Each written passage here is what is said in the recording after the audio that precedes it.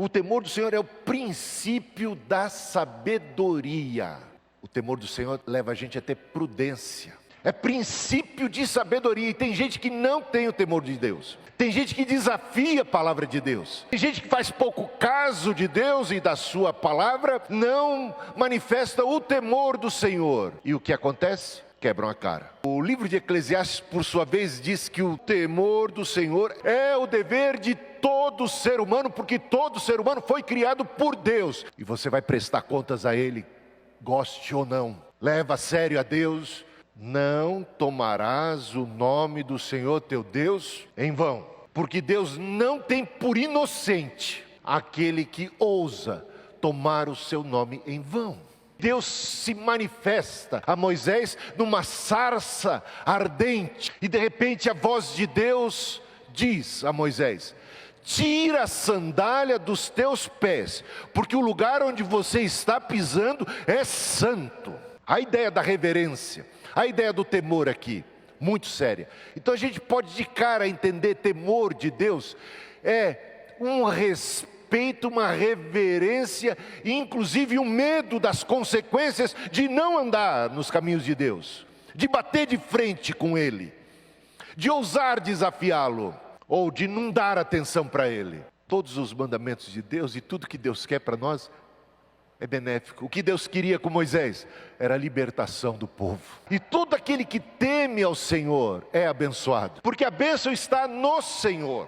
E a maldição está em apartar-se do Senhor, porque quando nós nos apartamos de Deus, nós nos apartamos, nós nos afastamos da bênção em si. E não tem bênção fora de Deus. O Pai ama o mundo inteiro e quer salvar todo mundo e quer reunir todo mundo na sua grande família. Mas Ele vai respeitar. Ele respeitará o desejo daqueles que não querem fazer parte da sua família. O desejo daquele que querem ir embora, apartar-se, afastar-se de Deus, é o que diz a parábola do filho pródigo. O filho quis ir embora, quis apartar-se, o pai permitiu, lembra? Quis retornar, o pai acolheu de braços abertos. E não acolheu para destruir, porque ele não vem para destruir. Mas a destruição está em não ter e não cultivar o temor de Deus e reconhecer o seu amor, a sua grandeza, a sua bondade, a sua justiça, sua santidade. E ao mesmo tempo tremer na base. Quando João, que já conhecia Jesus, era discípulo dele, era apóstolo, teve a visão na ilha de Patmos, do Cristo glorificado. E ele não conseguia sequer descrever apropriadamente, e começou a descrever com uma série de metáforas o que ele via, como eram os seus cabelos, como era o seu porte, a glória do Cristo. O que aconteceu com ele? Ele desfaleceu, tamanha era a glória de Deus. Isaías, quando teve a visão de Deus, assentado no alto sublime lugar, reinando sobre todos e sendo adorado pelos anjos, ele disse: ai de mim que vou perecendo, porque eu sou um pecador, habito no meio de um povo pecador, e os meus olhos agora estão vendo e contemplando o Senhor. Quem sou eu? E ele treme na base. Eu tive uma visão certa vez tão tremenda de Deus, que eu pedi para parar. Eu pedi para parar. Por quê? Porque é demais, gente. Porque Deus é demais para a gente. Ele é demais para a nossa estrutura. A gente não consegue, a gente não aguenta, a gente não suporta. Se Deus se manifesta para você, a tua pecaminosidade fica muito evidente. Os teus pecados vêm à tona e você fica pequenino. E Ele é tremendo e grande e glorioso, e você fala: ai de mim. O temor do Senhor começa por aí, pelo princípio, a base da sabedoria, porque a partir daí nós o reverenciamos, nós o adoramos na beleza da sua santidade, e a gente se rende a Ele, e a gente dá ouvidos a Ele. E muita gente não dá ouvidos a Ele, não dá ouvidos à sua palavra, porque simplesmente não crê. Porque é necessário, indispensável, que creiamos em Deus, se é que queremos agradá-lo. E crer em Deus é ter temor de Deus. E ter temor de Deus torna-se a base de tudo mais no nosso caminhar e na nossa vida. Tem filhos que têm temor da palavra do pai. Eu não estou dizendo só medo de castigo e de coisa não. Mas fala, opa, estou falando aqui, nós que somos maus, nós que não somos tão sábios assim. Mas normalmente um pai, uma mãe tem mais experiência, mais sabedoria que um filho. Tem coisas que já sabe e orienta. A gente sabe que tem filhos que são rebeldes, que não dão ouvidos à palavra do pai, da mãe e aos conselhos, que fazem pouco caso, que acham que sabem mais que o pai e a mãe. Como eu, quando tinha 7 anos de idade, não, 8 já, e tinha terminado a minha primeira série, sabe? Falei, mãe, não preciso mais ir à escola. Também queria ficar na rua jogando bola, né, empinando pipa. Eu já aprendi a ler e escrever, o que basta. Já comigo, eu não sei se minha mãe lembra desse papo, mas eu lembro de ter conversado com ela exatamente assim. Passei na primeira série, já sei ler e escrever, suficiente. Agora não preciso de mais nada, já vou para a rua, ter mais tempo para jogar bola, rodar peão, bolinha de gude. Se deixar com a criançada, não vai ser meio assim? Toma banho, não vai dormir tudo sujo? Escova o dente? Vai comer tudo que quer? Vai ficar o quê? Vai virar o quê? Se deixar a criançada, eles não têm discernimento. Uma comparação aqui, nós e Deus, adultos, hein? Nós adultos, com toda a nossa experiência, cabedal, dá para comparar o que é que a gente tem de discernimento com o que Deus tem de discernimento? Dá para comparar? Aqui na Bíblia, nós temos múltiplos conselhos de Deus, mandamentos de Deus, orientações divinas. Agora tem gente que fala assim, isso não, isso aí, não tem gente que faz isso, evita até aquelas passagens bíblicas que confrontam o seu jeito de ser, de pensar. Tem gente que é arrogante, concorda comigo? Tem gente que é prepotente. Tem gente que se acha diante de Deus. Tem gente que acha que nem precisa de Deus. Tem gente que nem acredita que Ele existe. Precisa do temor do Senhor como princípio da sabedoria. Tem filhos que são obedientes. Tem filhos que dão ouvidos à sabedoria e à experiência. Quando a gente lê Provérbios, é quase a mensagem de um pai a um filho. Filho, cuidado com isso. Filho, olha, quando aparecer essa tentação, cuidado com aquilo outro, anda assim e tal. Então, continuem lendo aí o livro de Provérbios. E o autor de Eclesiastes disse que é dever de todo homem, de todo ser humano. Eu vejo então que existe essa questão mais, a gente poderia dizer, do lado negativo, temer a Deus. Realmente tem gente que diz que não, temer a Deus não é ter medo não, é respeito. Eu respeito meu pai, mas quando eu era criança eu tinha medo. Da minha mãe também, mas do meu pai eu tinha medo, sabe? Minha mãe batia com mais delicadeza.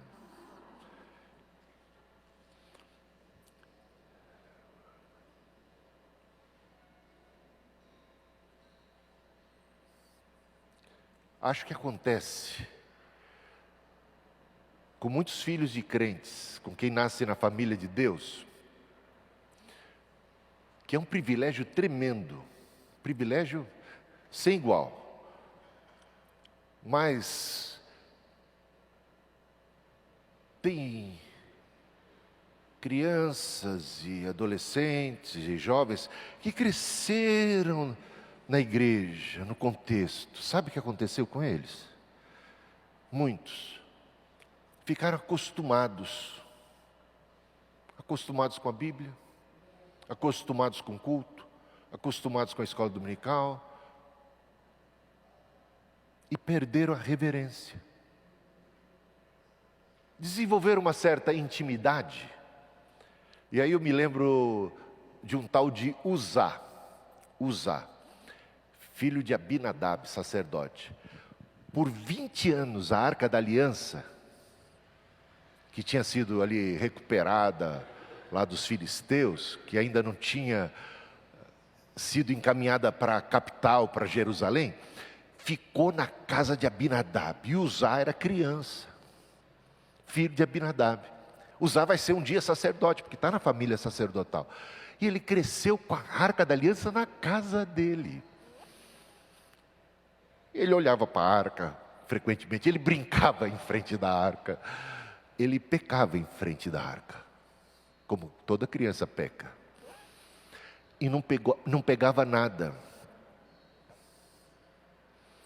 Tem gente que faz o seguinte: cresce no ambiente da família da fé e começa a brincar com as coisas de Deus.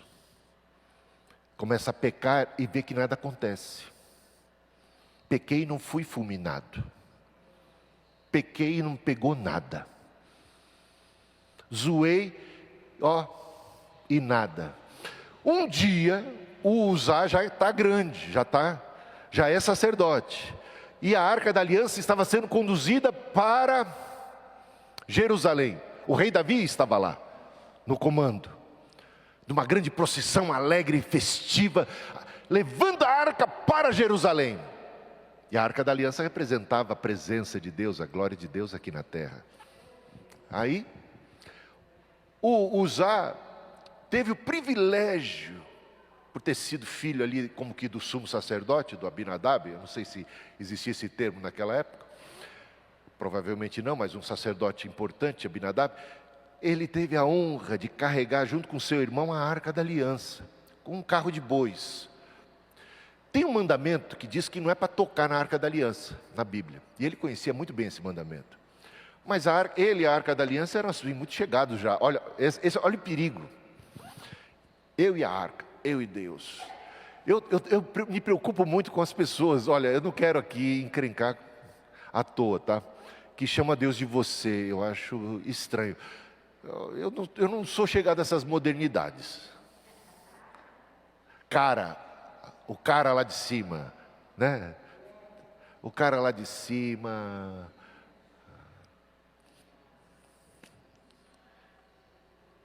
Até paizinho eu me preocupo. Pode. Mas toma cuidado. Toma cuidado com essa intimidade que pode estar dissociada da reverência. Porque se for uma intimidade reverente, está adequada, está equilibrada. Se for uma intimidade besta, você está em território perigoso, tira a sandália dos teus pés, porque o lugar onde você pisa é santo. Essa é a ideia que a gente tem que equilibrar.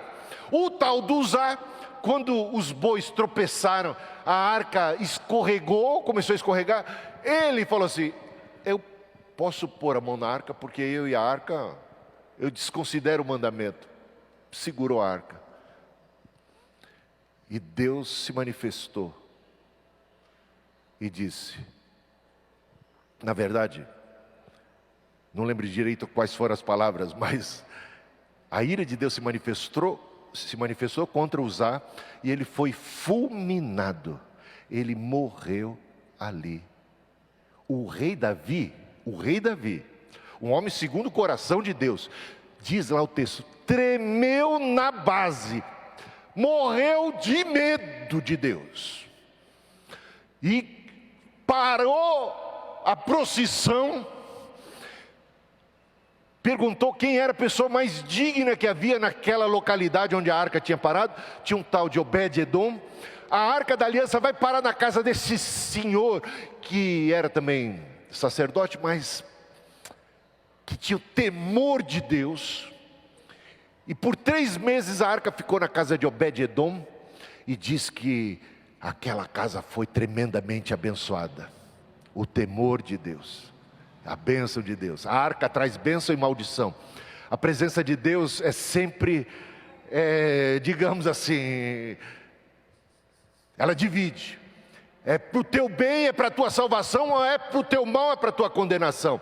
Não tem como você ficar em cima do muro. Ou é ou não é, ou sim ou não. Ou se rende ou está contra Deus. Jesus disse isso. Quem não é por mim é contra mim e ponto final.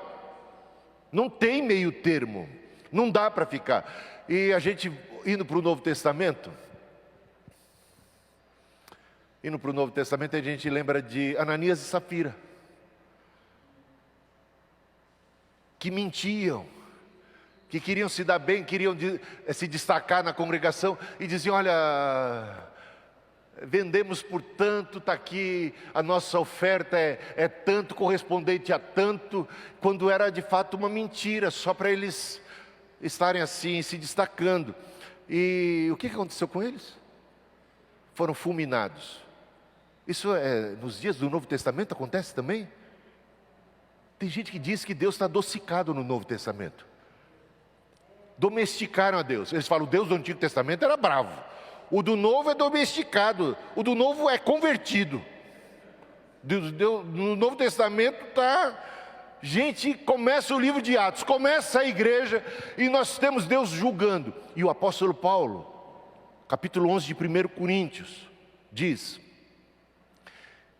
que por causa dos pecados daquela congregação, cometidos na hora da ceia do Senhor, sabe o que eles faziam? No culto, se embriagavam. No culto, praticavam glutonaria e deixavam quem estava do lado passar fome, ficar sem ter o que beber. E eles: eu tenho, eu posso, é tudo meu, para minha família, é tudo para não sei o quê. O egoísmo acontecendo. E Paulo diz lá, 1 Coríntios capítulo 11, pode checar. Ele diz: por causa de tomar parte da ceia indignamente, há muitos que dormem, ou seja, há muitos que já morreram, que bateram as botas. Juízo de Deus sobre eles. Juízo de Deus. A bênção quando você obedece os mandamentos. E o que a gente pode dizer de quem desobedece? A ausência da bênção. Pode chamar de maldição, pode chamar como você quiser. Mas no Novo Testamento também está assim. E aí, como é que fica? Eu quero ler aqui uma passagem agora. Onde é que ela está? É dos Salmos.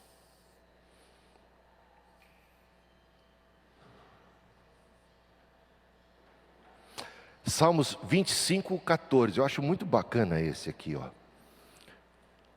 A intimidade do Senhor é para os que o temem. Olha que interessante. A intimidade do Senhor não é para qualquer um. A intimidade do Senhor é para aqueles que o temem. É interessante na Bíblia que quando Deus se manifestava, as pessoas tremiam na base, clamavam por misericórdia, ficavam morrendo de medo, e Deus, ou o anjo de Deus, dizia: não temas.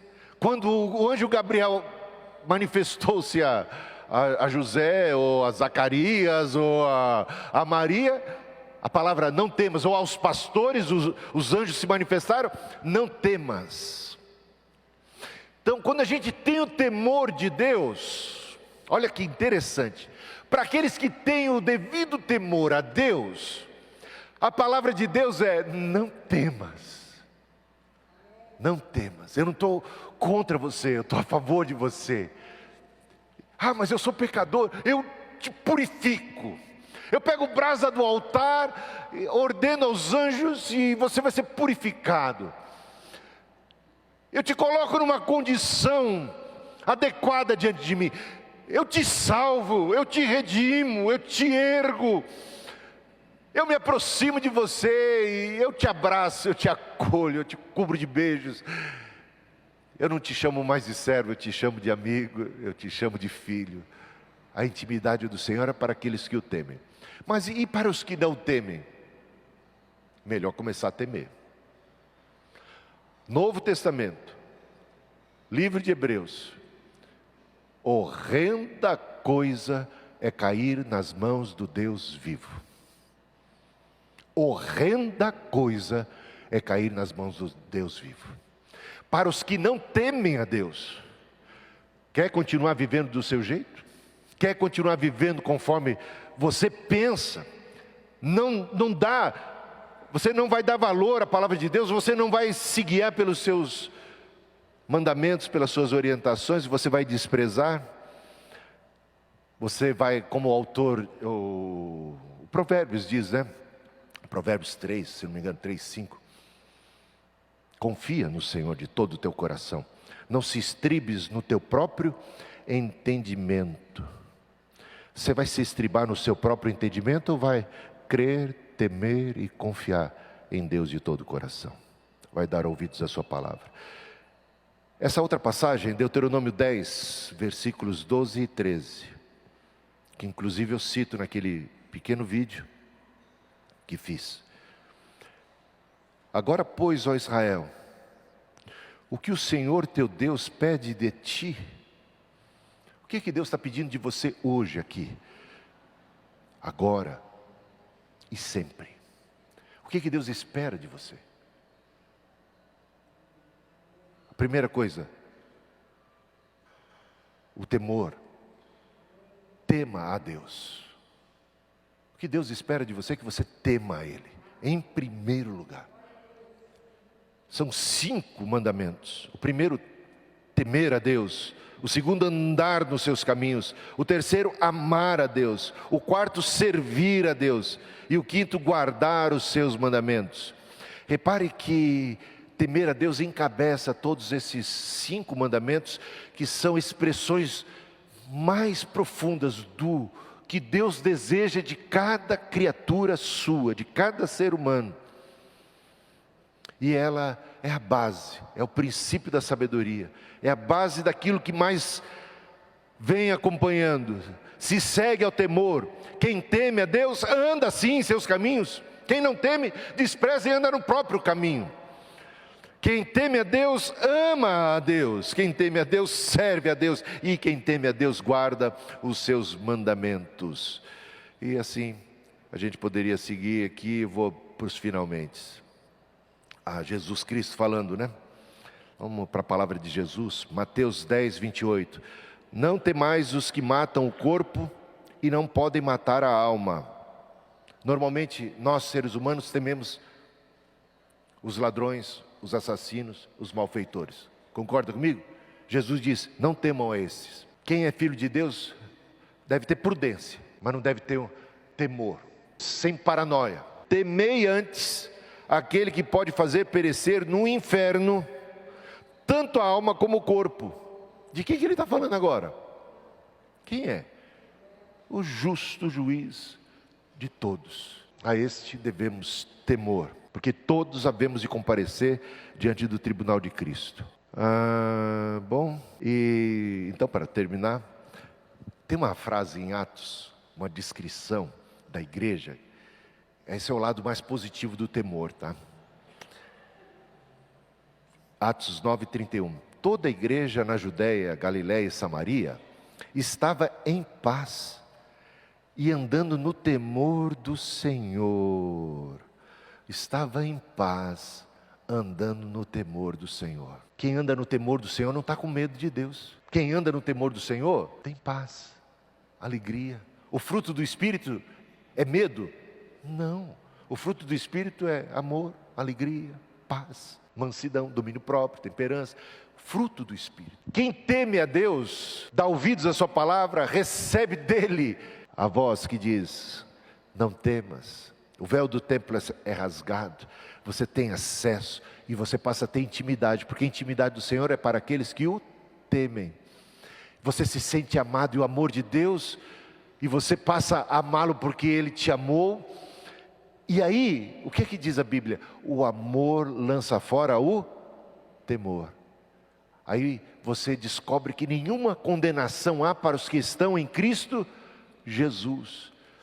Justificados, pois, pela fé, nós temos paz para com Deus. Paz para com Deus. Os que temem a Deus têm paz com Deus, foram reconciliados com Ele e são filhos de Deus e contam com o seu amor.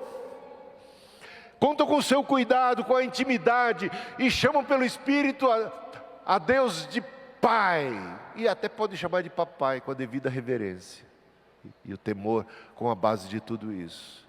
Numa intimidade. Podem, como crianças, correrem e saltarem para o colo do Pai, certos do seu acolhimento. O amor lança fora o temor. A graça e o evangelho que nos salvam, que nos redimem, nos colocam numa condição pacífica diante de Deus. Reconciliados com Deus, temos paz com Deus e não temos mais medo de Deus, porque o amor lançou fora o temor. Mas não é que Ele lançou fora o temor, que a gente não teme mais a Deus, não. É que agora o nosso relacionamento com Deus é na consciência de que Ele é o ser mais tremendo do universo, o Criador de tudo, é sábio, nos quer bem, e os seus mandamentos visam o nosso benefício. E a gente, de livre e espontânea vontade, de bom grado, obedece, segue, conserva esse temor, esse relacionamento, que nos leva a essa intimidade.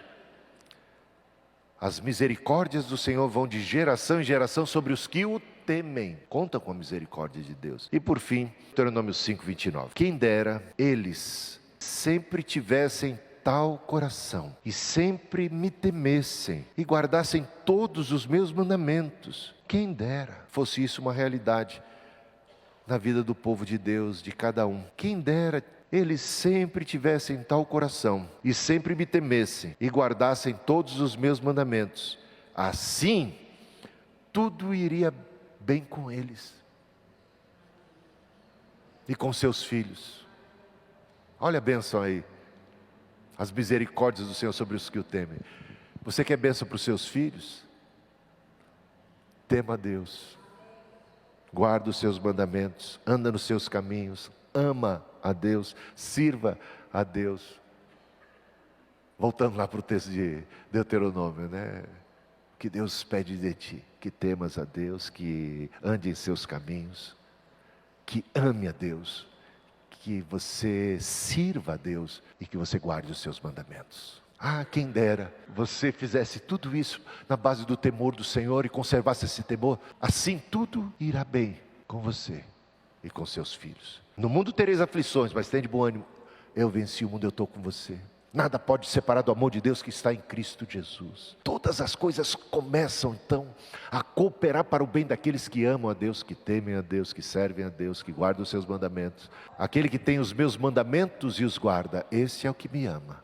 E aquele que me ama será amado de meu Pai, e eu virei e me manifestarei a Ele. Eu e o Pai viremos e faremos nele morada. Princípio da sabedoria, o dever de todo homem, temor do Senhor, de toda a humanidade. As pessoas muitas vezes vêm para a igreja como se estivessem indo para qualquer lugar. Pensam no culto como qualquer coisa, normal, comum, corriqueira, secular, como um evento qualquer. Jesus disse, onde 2 ou mais estiverem reunidos em meu nome, ali eu estarei. Espiritualmente falando, a gente pode tirar a sandália dos pés agora. Não porque o lugar é santo, mas ele se torna santo pela presença de Cristo aqui. A presença de Deus. A ceia é coisa santíssima. O culto é coisa santíssima. A pregação da palavra é coisa santíssima. O momento de adoração é santíssimo, por causa da presença de Deus aqui. Quando oramos, estamos verdadeiramente falando com Deus. Quando adoramos, Ele está aqui, recebendo a nossa adoração. Quando você ouve a pregação, a leitura da palavra, Deus fala ao seu coração. E Ele é grande, tremendo e não tem para ninguém. Sabe tudo a seu respeito.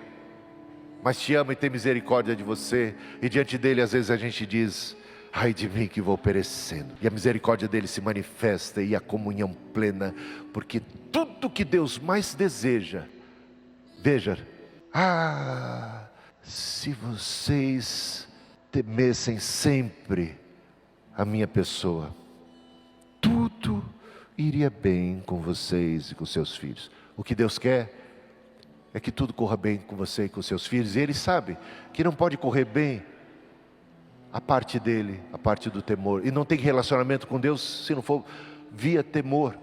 É o princípio, é o começo. A intimidade é subsequente, é uma consequência, é um produto do temor. Porque o amor de Deus é derramado em nossos corações, suas misericórdias derramadas sobre todos os que o temem. Amém e amém. Levantemos as nossas mãos àquele que é, que era e que há de vir, ao Senhor Todo-Poderoso, ao Rei do Universo. Senhor dos senhores, soberano sobre toda a história, sobre todo o universo. Nós não temos condições humanas para conceber devidamente a magnitude, a grandeza e a excelência de Deus. Transcende a tudo que a gente pode imaginar. Deus ainda é maior, Deus está além, Ele é eterno e a gente não consegue entender o que eternidade significa. Ele sempre foi. A gente teve um princípio, e a nossa vida vai embora rápido, mas Ele é, e nele estamos nesta manhã, na sua presença, e o adoramos agora na beleza da sua santidade. Prestamos ao Senhor honras e glórias, e nos curvamos diante de Ti. Tu és o nosso Criador, o único e verdadeiro Deus, sem concorrentes, único Criador do céu e da terra, único e que nos amou e deu seu Filho para nos salvar. Deus conosco, Emmanuel, e aqui Deus está conosco, Tu estás presente, a Tua vara e o Teu cajado nos consolam. O cajado muitas vezes nos corrige, mas é para o nosso bem. Repreende, para que a gente possa aprumar o nosso caminho, para que coisa pior não venha a nos acontecer. E assim são os Seus mandamentos, e assim são os Seus atos disciplinares na vida de cada um de nós. Cuida de cada um aqui, Senhor, com as suas lutas, com os seus dilemas, mas quando nós nos colocamos diante de Ti, os nossos problemas se tornam tão pequeninos, tão ínfimos, tão desprezíveis.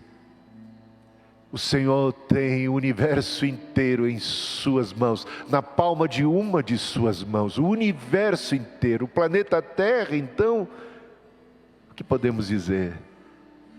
E os nossos problemas e a nossa vida? Ó Senhor, diante de Ti colocamos o nosso coração, entregamos tudo ao Senhor. Aqui está a nossa vida, o nosso coração, o nosso problema, as nossas limitações, os nossos desafios, o nosso futuro. Em Tuas mãos colocamos, e que paz podemos experimentar, que descanso nas mãos do Todo-Poderoso. Lançamos aos Teus pés toda a nossa aflição, toda a nossa ansiedade, na certeza do Teu amor, do Teu cuidado e da Tua provisão. O Senhor proverá. Obrigado, Jesus. Amém. Louvemos ao Senhor.